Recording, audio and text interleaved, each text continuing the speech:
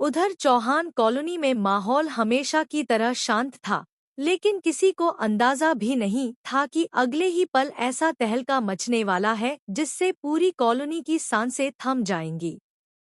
अनु अपने काम में लगी हुई थी, बिल्कुल बेफिक्र, और उधर आर्यवर्धन अपने ही विचारों में खोया हुआ था।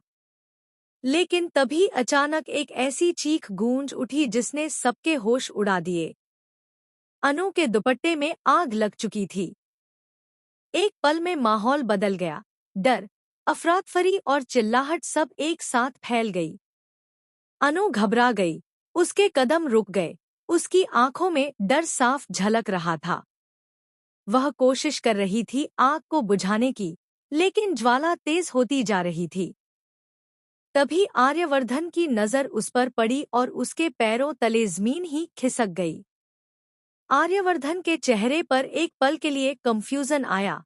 वो समझ ही नहीं पाया कि अचानक क्या हो गया है, लेकिन दूसरे ही क्षण उसका दिल दिमाग पर हावी हो गया। वह किसी सोच, किसी संकोच, किसी डर की परवाह किए बिना पूरी ताकत से अनु की ओर भाग पड़ा। उसके चेहरे पर सिर्फ एक ही भावना थी, अनु को बचाना।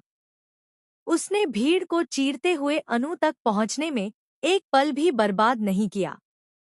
जैसे ही वह उसके पास पहुंचा, उसने तुरंत अनु को अपनी बाहों में खींच लिया, उसे कसकर गले से लगा लिया, इतना कसकर कि जैसे वह दुनिया से उसे बचा रहा हो।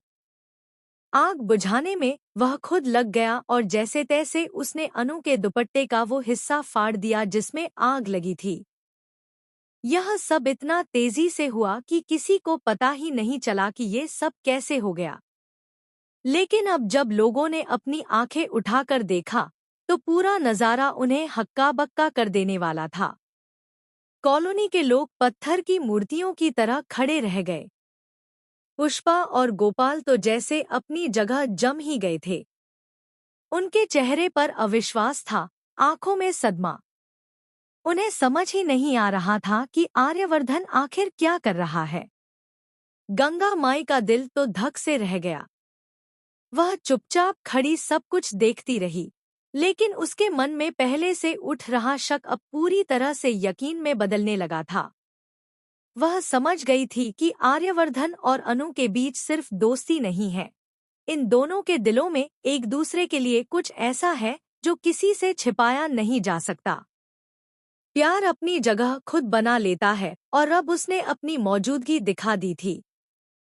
आर्यवर्धन को जब होश आया कि वो अनु को सबके सामने गले लगाए हुए है, तब